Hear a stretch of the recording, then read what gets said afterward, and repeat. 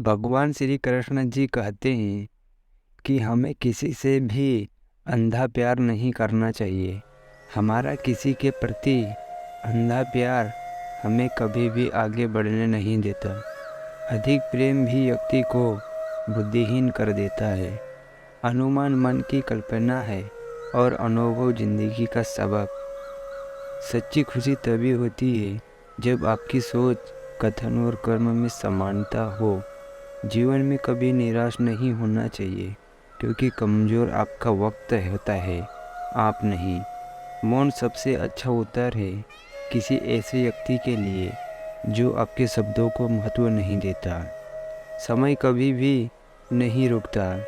आज यदि बुरा चल रहा है तो कल अवश्य अच्छा आएगा। आप केवल निस्वार्थ भाव से कर्म कीजिए और वही आपके हाथ में है। तुम अपनी पीड़ा के लिए संसार को दोष मत दो।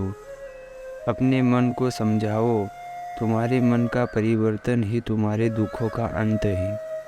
बुरा वक्त आपको ज़िंदगी के उन सच से सामना करवाता है जिनका आपने अपने अच्छे वक्त में कभी ख्याल भी नहीं किया होता।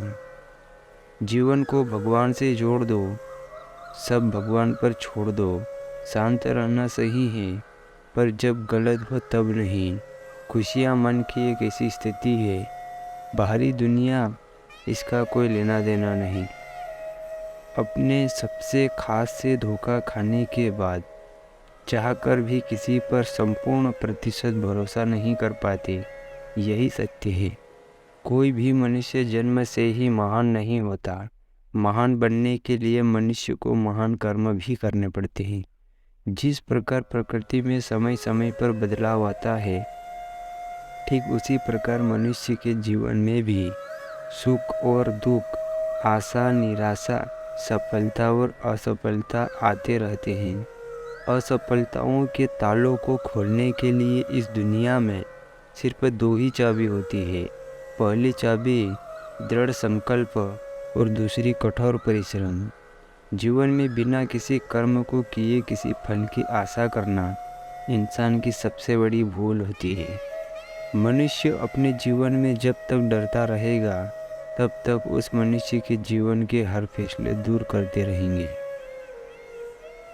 हर मनुष्य को अपने ईश्वर पर अटूट आस्था होनी चाहिए, क्योंकि अर्जुन ने भी युद्ध भूमि में जाने से पहले श्री कृष्ण को ही चुना था।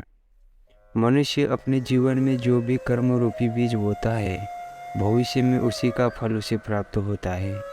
हमारे मन का अहंकार उस वृक्ष की तरह होता है जिसमें सिर्फ विनाश के फल ही लगते हैं।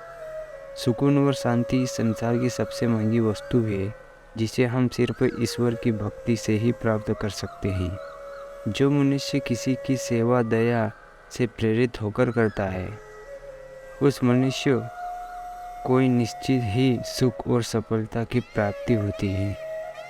इंसान का स्वार्थ काफ़ी ताकतवर होता है, और यही वजह है कि कभी कभी हमारे शत्रु हमारे मित्र बन जाते हैं।